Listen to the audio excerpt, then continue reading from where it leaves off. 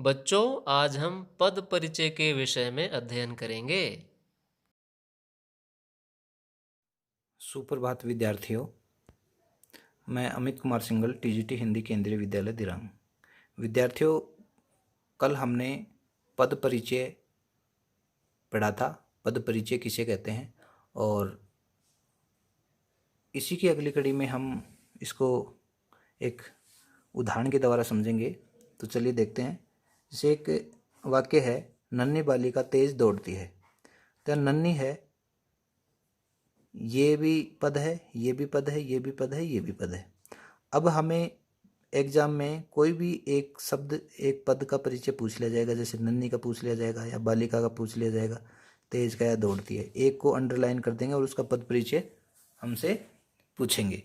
तो अब ये नन्ही है, तो नन्ही क्या है?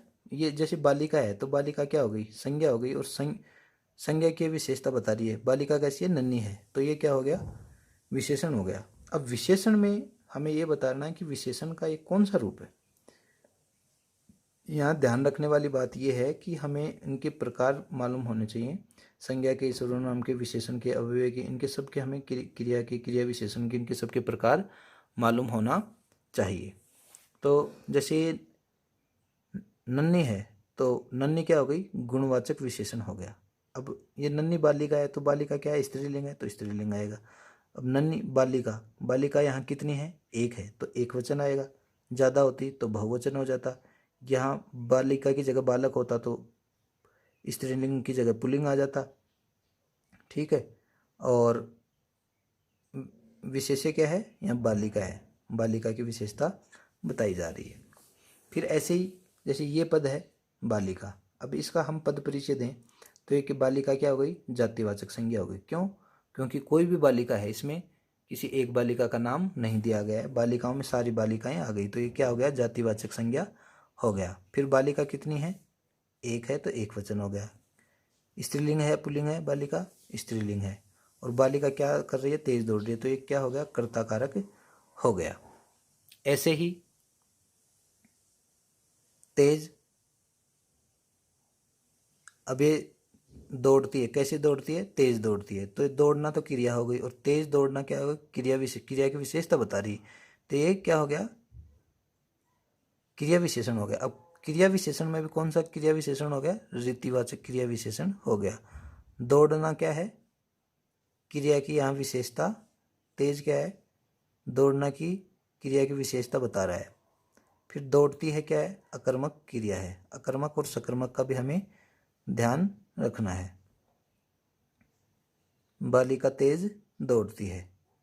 फिर दौड़ती है, एक वचन हो गया, स्त्रीलिंग हो गया, और वर्तमान काल हो गया। दौड़ती थी तो भूतकाल हो जाता।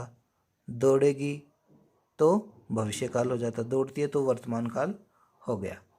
अब प्रयोग की विशिष्टता के कारण पद परिचय में भिन्नता। जैसे एक शब्द है यहाँ अच्छा, और ये अच्छा शब्द वाक्य में कहाँ कहाँ प्रयोग हो रहा है, तो यही अच्छा शब्द कहीं संज्ञा का रूप हो जाएगा, कहीं विशेषण का रूप हो जाएगा, कहीं क्रिया विशेषण का रूप हो जाएगा, और कहीं विस्मयादि बोधक का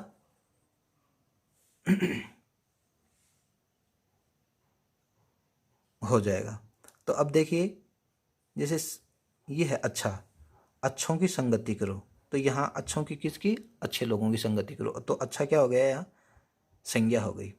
फिर अच्छा व्यक्ति आज्ञाकारी होता है, तो यहाँ व्यक्ति क्या है? व्यक्ति संज्ञा है, और संज्ञा की विशेषता क्या है? अच्छा, संज्ञा की विशेषता, तो ये क्या हो गया? विशेषण हो गया। अच्छा व्यक्ति आज्ञाकारी होता है। तो अब देखिए, ये अच्छा यहाँ संज्ञा हो रहा है, ये अच्छा यहाँ विशेषण हो रहा है। तो ये हमें वाक्य को देखना पड़ेगा कि वाक्य किस प्रकार का है, और उसी के आधार पे हमें अनुमान लगाना पड़ेगा। हम अनुमान लगाएंगे, हम जानेंगे कि ये संज्ञा है, विशेषण है, क्रिया विशेषण है, विस्मयादि बोधक है। अब उसने अच्छा गाया, गाया क्या है? क्रिया है। कैसा गाया? अच्छा, क्रिया की विशेषता बता रहा है, तो क्या हो गया? क्रिया की विशेषता बताने वाले शब्द क्या होते हैं? क्रिया विशेषण होते हैं। तो ये यहाँ क्या हो गया? उसने अच्छा गाया, तो अच्छा क्या हो गया? क्रिया विशेषण हो गया। अच्छा यह बात है, तो ये क्या हो गया? विस्मयादि बोधक हो गया। अच्छा, तो ये एक अच्छा यहाँ संज्ञा है, दूसरा अच्छा विशेषण है, तीसरा क्रिया विशेषण, चौथा विस्मयादि बोधक है। ऐसा क्यों है? ऐसा वाक्य में प्रयोग की भिन्नता के कारण ऐसा है। प्रयोग की विशेषता के कारण पद परिचय में भिन्नता आ जाती है। फिर देखिए इसका दूसरा उदाहरण सर्वनाम है। एक एक शब्द है तो इसमें एक ने कहा, किसने? एक ने कहा, तो ये क्या हो गया? सर्वनाम हो गया। एक लड़का चला गया, लड़का कितना? एक चला गया। लड़के की विशेषता बता रहे एक, तो यही वाक्य की वजह से इस वाक्य में एक सर्वनाम है और इस वाक्य में एक विशेषण है। तो हमें सबसे पहले ये देखना है कि वाक्य में प्रयुक्त पद है, जो क्रिया है, विशेषण है, संज्ञा है, सर्वनाम है, क्या है, वो हमें पता लगाना है इसका। और दूसरा उदाहरण सर्वनाम, जैसे एक है, ऐसा, ऐसा भी हो सकता है। यहाँ ऐसा क्या है? सर्वनाम है। ऐसों को मैं देख लूँगा, यहाँ क्या हो गया? संज्ञा हो गई। ऐसों को मैं देख लूँगा।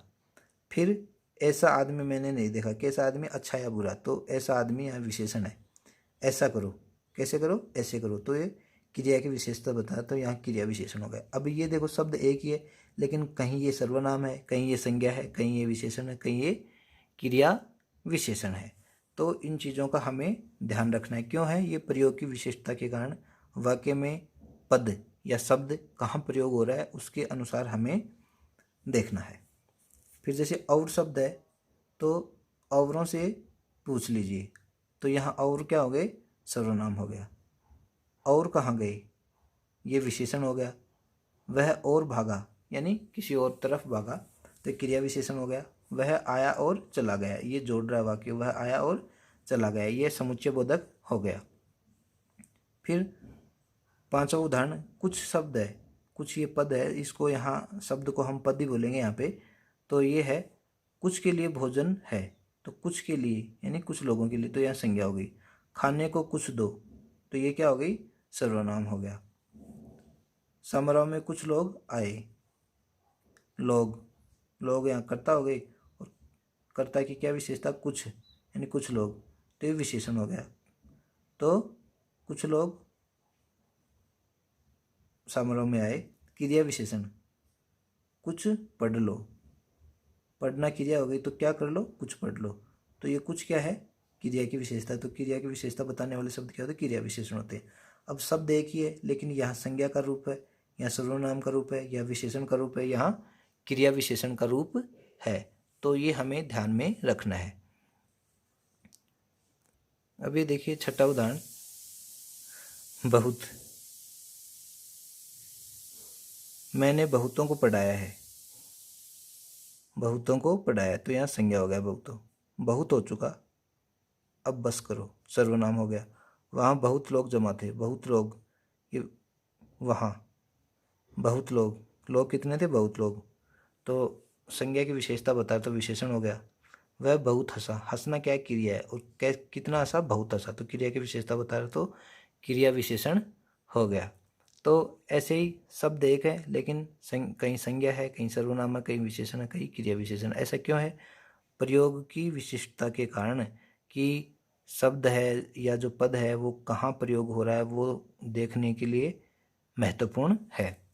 अब सातवां उदाहरण है, जैसे यह पद है, यह मेरा घर है, तो क्या हो गया? सर्वनाम हो गया। यह घर मेरा है, घर, और कौन सा घर? यह घर, तो विशेषण हो गया।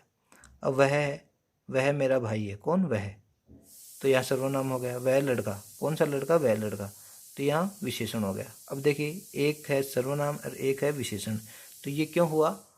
वाक्य में प्रयोग की विशिष्टता के कारण। अब सात शब्द है, जैसे सात, ये पद, शब्द को हम पद भी कहेंगे। तो दुख में कौन किसी का साथ देता है, तो दुख यहाँ साथ क्या हो गया? संज्ञा हो गया। सब लड़के साथ खेलते हैं, खेलने की विशेषता बता रहा, कैसे? साथ, तो क्रिया विशेषण हो गया। वह राम के साथ जाने वाला, किसके साथ? राम के साथ, तो संबंध बोधक है। तो ये सात शब्द है, कहीं संज्ञा है, कहीं क्रिया विशेषण है, कहीं संबंध बोधक है। तो ये क्या है? वाक्य में प्रयोग की विशेषता के कारण। अब जैसे एक पद और है डूबता, तो इसमें डूबते को तिनके का सहारा, तो डूबता क्या हो गया? संज्ञा हो गया। डूबता व्यक्ति बचा लिया। कैसा व्यक्ति? डूबता व्यक्ति विशेषण हो गया। मैं डूबता था, तो डूबता क्या हो गया? क्रिया हो गई। तो ये शब्द हैं, ये पद हैं, ये प्रयोग की विशिष्टता के कारण कहीं संज्ञा हो जाते हैं, कहीं सर्वनाम हो जाते हैं, कहीं विशेषण हो जाते हैं, कहीं क्रिया विशेषण हो जाते हैं, कहीं संबंध बोधक हो जाते हैं, कहीं समुच्चय बोधक हो जाते हैं, कहीं विस्मयादि बोधक हो जाते हैं। तो ये प्रयोग की विशिष्टता के कारण है।